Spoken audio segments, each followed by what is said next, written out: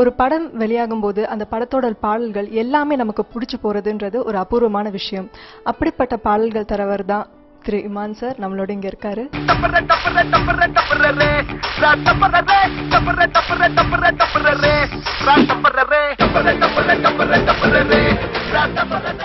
வணக்கம் sir, how are you doing? Super, doing good. First of all interview ஆரம்பிக்கிறதுக்கு முன்னாடி first thing உங்களுக்கு சொல்ல வேண்டியது, ஃபிலிம்ஃபேர் அவார்ட் வாங்கினதுக்கு அண்ட் பல அவார்ட்ஸ் ஃபார் கும்கி வாங்கினதுக்கு பிஹைண்ட் வுட்ஸ் சார்பாகவும் பிஹைண்ட் வுட்ஸ் நேர்கள் சார்பாகவும் மனமார்ந்த வாழ்த்துக்கள்.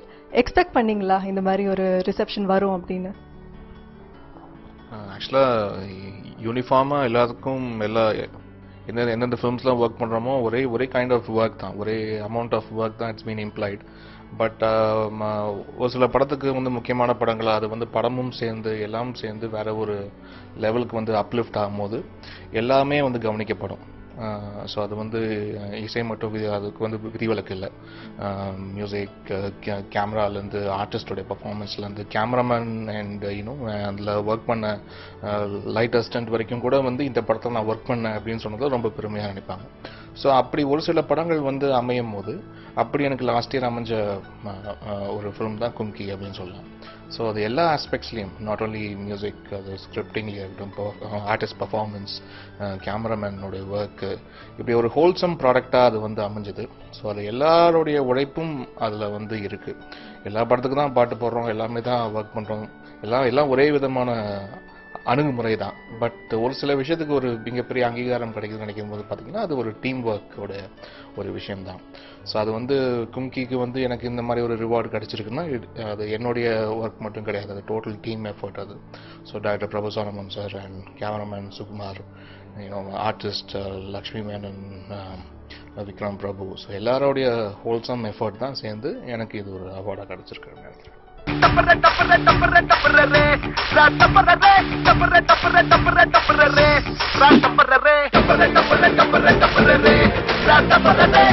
ஸோ தேசிங்க ராஜா, நீங்க எழில் சாரோட பண்ற 2வது படம், எப்படி இருக்கு அந்த கெமிஸ்ட்ரி?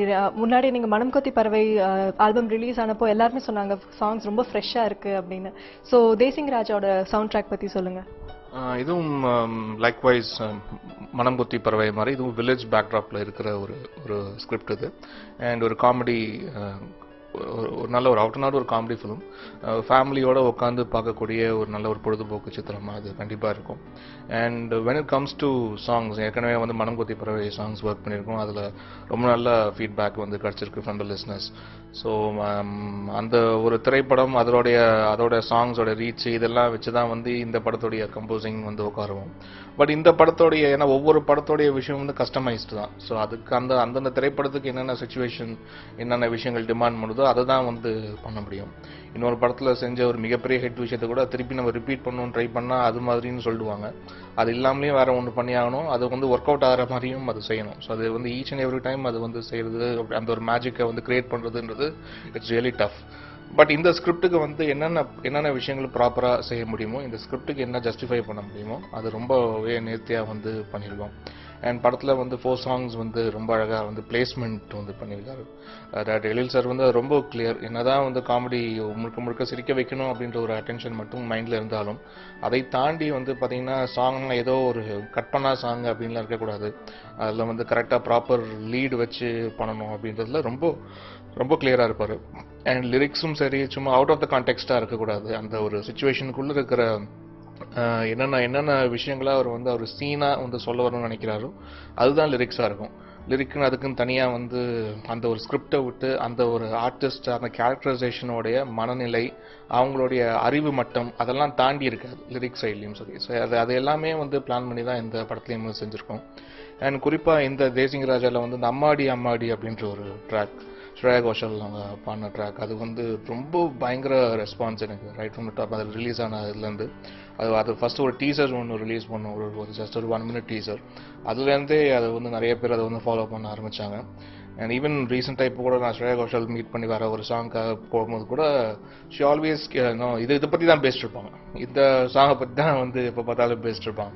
நான் அடுத்த சாங் ரெக்கார்டிங்லாம் போவேன், பட் இந்த சாங் பற்றி தான் குறிப்பாக பேசிட்டே இருப்பாங்க. அது ரொம்ப நல்ல பாட்டு அப்படி இப்படின்னு பேசிட்டு இருப்பாங்க. ஸோ எல்லாருக்குமே அவங்களுக்கும் ரொம்ப ஒரு பர்சனலாக ரொம்ப பிடிச்ச ஒரு சாங் இது. ஸோ அது இந்த படத்தில் கரெக்டான பிளேஸ்மெண்ட்லேயும் இருக்குன்னு நினைக்கும் போது ரொம்ப சந்தோஷமா இருக்கு.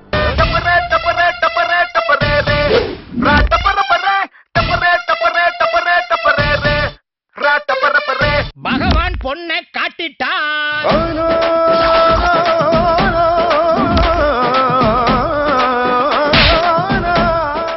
ஸோ நான் முன்னாடி சொன்ன மாதிரி எழில் சாரோட நீங்கள் பண்ணுற 2வது படம், இது தவிர உங்களுக்கு like with Prabhu Solomon sir கூட ஒரு நல்ல ரிலேஷன்ஷிப் இருக்குது. ஹவு இம்பார்ட்டன்ட் இஸ் இட் அந்த ஜெல்லிங் வந்து, அதாவது ஒரு மியூசிக் டைரக்டருக்கும் ஒரு டைரக்டருக்கும் அந்த ஜெல்லிங் அது எவ்வளோ இம்பார்ட்டன்ட் நினைக்கிறீங்க? அது வந்து ஒரு ஹஸ்பண்ட் அண்ட் ஒய்ஃப் ரிலேஷன்ஷிப் மாதிரி. அது கரெக்டாக இருந்தால் தான் வண்டி ஓடும், இல்லாட்டி வண்டி பாதிலே நிற்கும். ஸோ அதுதான் வந்து ரொம்ப முக்கியமான விஷயம் ஒரு படத்தோடைய ப்ராசஸ். ஏன்னா ஒரு படத்தோடைய when it comes to Tamil films ஒரு படத்தோடைய ப்ராசஸ் பார்த்தீங்கன்னா 6 months to 1 year அப்படி தான் வந்து நடக்கும்.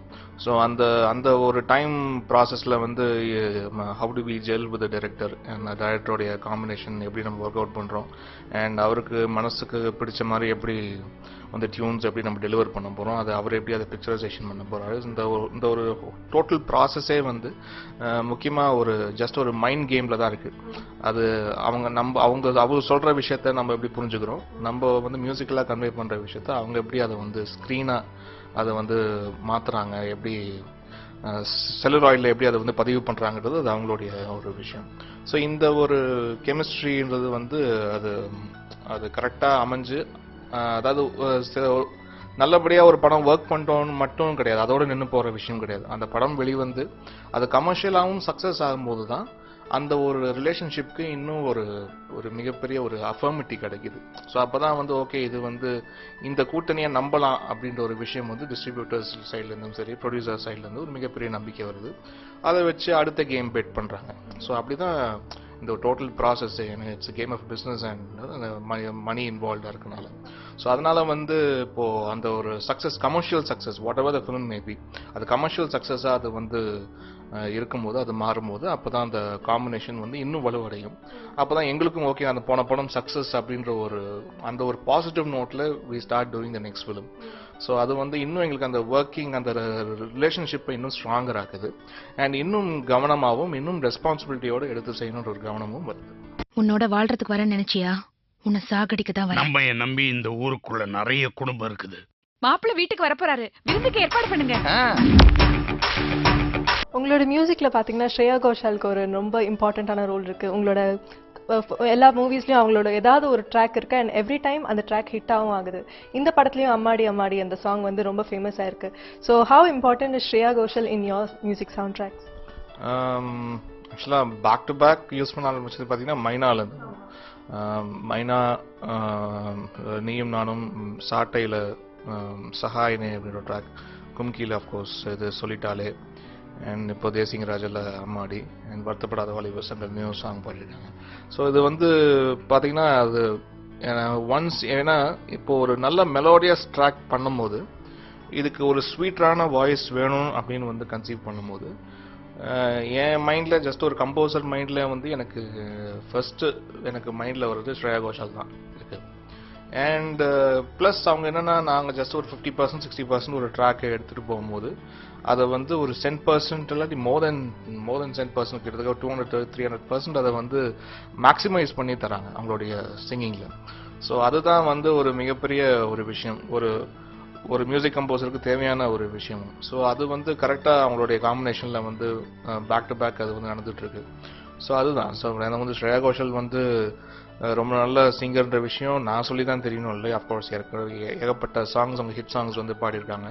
அது எங்களுடைய திரைப்படங்களில் வந்து கரெக்டாக அது வந்து செட் ஆகி அந்த சிச்சுவேஷனுக்கும் மேட்ச் ஆகி அந்த கேரக்டரைசேஷனும் கரெக்டாக புரிஞ்சுக்கிட்டு, ஏன்னா there are like very very few Bombay based singers. அதை வந்து முக்கியமாக லிரிக் என்ன கண்டென்ட் சொல்லுது, அது முழுசாக வந்து கண்டென்ட் வந்து என்ன விஷயம், ஒவ்வொரு லைனும் என்ன வந்து என்ன விதமான எமோஷனை வந்து கன்வே பண்ணுது, எல்லாத்தையும் வந்து ரொம்ப கிளியராக கேட்டுட்டு அதை அண்டர்ஸ்டாண்ட் பண்ணி பாடக்கூடிய சிங்கரில் ஒரு சில பேரில் வந்து ஸ்ரேயா கோஷலும் ஒருத்தர்.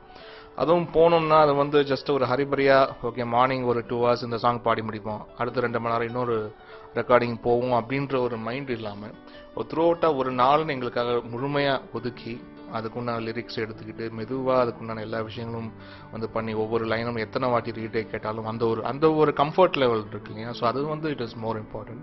அது ரொம்ப இந்த மாதிரி multiple factors, not only Shreya Ghoshal அவங்களுடைய வாய்ஸ் ரொம்ப ஸ்வீட்டராக இருக்கு, நம்ம பாட்டுக்கு பாட்ட நல்லா இருக்குன்றது மட்டும் இல்லை, அதை தாண்டி வந்து மல்டிபிள் ஃபேக்டர்ஸ்.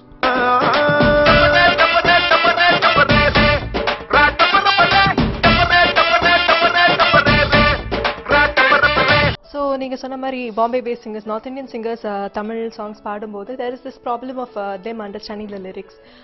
ஸோ இந்த சில பாடல்கள் வந்து ரொம்ப பொய்டிக் மீனிங் ரொம்ப ஜாஸ்தியாக இருக்கும். ஸோ அந்த மாதிரி பாடல்களை பாடும்போது அவங்க எப்படி டிஃபிகல்ட்டிஸ் ஃபேஸ் பண்ணுறாங்க and how as a music director நீங்கள் எப்படி அதை ஓவர் கம் பண்ணுறீங்க? ஆக்சுவலாக ஸ்ரேயா கோஷால் பொறுத்த வரைக்கும் பார்த்தீங்கன்னா அவங்க ஏற்கனவே அவங்களுடைய ஃபர்ஸ்ட் சாங்லேருந்து அந்த ஆல்பமில் செல்லமாய் செல்லம் என்றாயடி அந்த பாட்டிலேருந்து ஆரம்பித்தாங்க அவங்களுடைய தமிழ் ஃபிலிம் ஜர்னி. பட் அதுலேருந்து இப்போ வரைக்கும் பார்த்தீங்கன்னா இது ஒரு பாம்பே சிங்கர், இவங்க வந்து ஒரு தமிழ் பாட்டு பாடியிருக்காங்க அப்படின்ற ஒரு உணர்வு எங்கேயும் ஏற்படாது. அதன்படி தான் வந்து அவங்க கரெக்டாக உச்சரிச்சிருக்காங்க, எல்லா விஷயமும் பண்ணியிருக்காங்க. பட் வேறஸ் இவங்க இல்லாமல் மற்ற சிங்கர்ஸ் வந்து ஹேண்டில் பண்ணும்போது குறிப்பாக வந்து பார்த்தீங்கன்னா லிரிக்ஸ் சைடில் அந்த ஒரு உச்சரிப்பு, அந்த ஒரு ப்ராப்ளம்ஸ் வந்து நிறைய வந்து வர்றது உண்டு. அதை தாண்டி நம்மளுடைய லாங்குவேஜை வந்து எப்போவுமே நான் வந்து விட்டு கொடுக்க மாட்டேன், என்னுடைய மியூசிக்கில் வந்து அதை நான் விட்டு கொடுக்க மாட்டேன். அது வந்து அதை தாண்டி ரொம்ப மோசமாக அதை வந்து உச்சரித்து அது அப்படி தான் ஒரு சிங்கர் மூலியமாக வருதுன்னா அந்த சிங்கரை நிறைய வாட்டி நான் ரீப்ளேஸ் பண்ணதும் உண்டு. ஸோ அதனால் வந்து வெறும் ஜஸ்ட் அந்த ஒரு குரலோடைய அழகு, ஓகே, அந்த ஒரு டிம்பருக்காக மட்டுமே வந்து லாங்குவேஜை எந்த நாளும் நான் வந்து சாக்ரிஃபைஸ் பண்ண மாட்டேன். ஏன்னா மொழி என்றது ரொம்ப முக்கியம். அண்ட் அதை தாண்டி அந்த மொழியால் தான் வந்து நம்ம என்ன விஷயம் கன்வே பண்ண வரோமோ ஒரு பாடல் மூலியமா, பாடல் ஒரு 4 நிமிஷம் ஸ்க்ரீனில் வரப்போகுது, அந்த ஸ்க்ரீனில் என்ன செய்தி நம்ம சொல்ல போகிறோம், அந்த சிச்சுவேஷனுக்காக, அந்த சாங் சிச்சுவேஷனுக்காக என்ன விதிக்கப்பட்ட செய்தியை சொல்லணுமோ அது வந்து லிரிக்கால தான் கன்வே ஆக போகுது. அந்த லிரிக்கை வந்து உச்சரிக்கிறதுலேயே வந்து பிரச்சனை இருக்கும்போது அப்படிப்பட்ட சிங்கர்ஸ் கிட்ட வந்து நாங்கள் போக மாட்டோம், அதுதான் வந்து அவாய்ட் பண்ணுவோம். ஸோ அதனால் வந்து முக்கியமாக கரெக்டாக லாங்குவேஜை கரெக்டாக உச்சரிக்கிற சிங்கர்ஸ் இப்போ வந்து ஒரு சில பேர் இருக்காங்க பாம்பேயில், அவங்கக்கிட்ட நாங்கள் வந்து ஒர்க் பண்ணுறது உண்டு, அவ்வளோதான். ஸோ மற்றபடி அந்த மாதிரி ப்ராப்ளம் இருக்கிற ஆளுகிட்ட நான் போகிறதில்ல. ஏமாமனும் ஓமாமனும் சாக கிடக்குறாங்க, இனிமேல் அவங்க தொல்லையே இல்லை.